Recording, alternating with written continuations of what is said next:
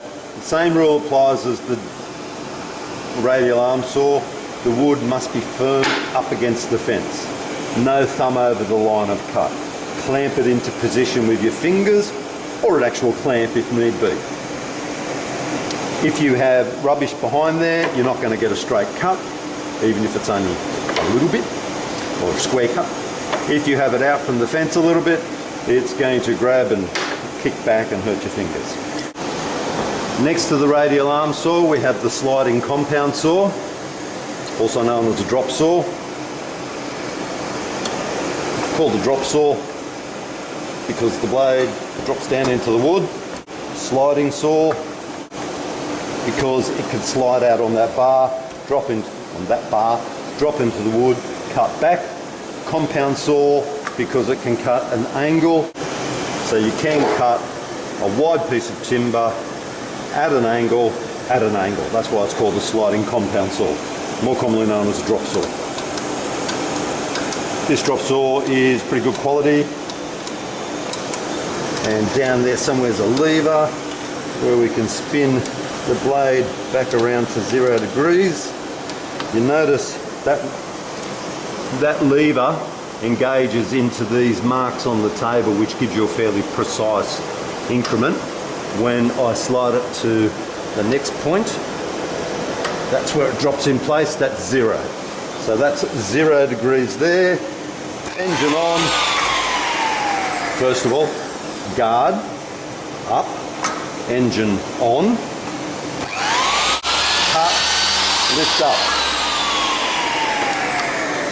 There's also a laser attached to the blade. It's turned on by centrifugal force, rotation.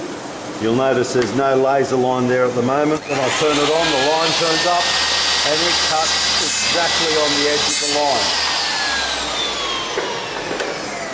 So to do a neat cut, pencil mark, bring it up underneath the line, underneath the blade, line it up on the laser,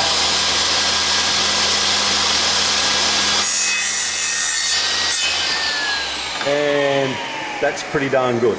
Very useful to have that laser there. You might notice that in that cut the back edge split out or chipped out. That's because there's no material supporting the wood. If I were to get a larger piece of wood in front of it, or any other piece of wood in front of it,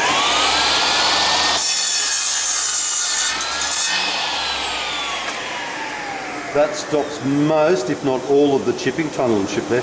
That stops most, if not all of the chipping on the back edge. If, for example, we want to cut a 45-degree joint, pull the lever up, spin it around until 45 appears, which is just there, let go, give it a wiggle, make sure it's in place. It is now in place. If I want to cut an angle on the end of this piece of timber,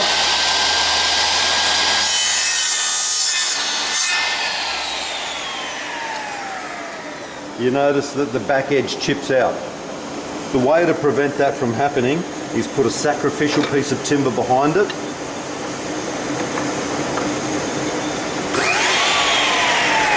Needs to be just longer, there we go. Put my mark where it's going to go. Line it up on the laser.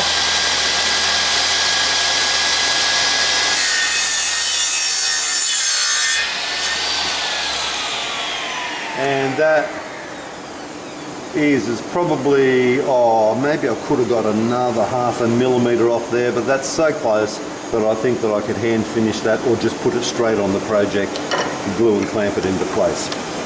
So a nice neat MITRE, two of them together will bring us up to a perfect 45-degree angle if the saw's set properly. You can see there's no gap there. I hold that together and clamp it, it's going to be fine.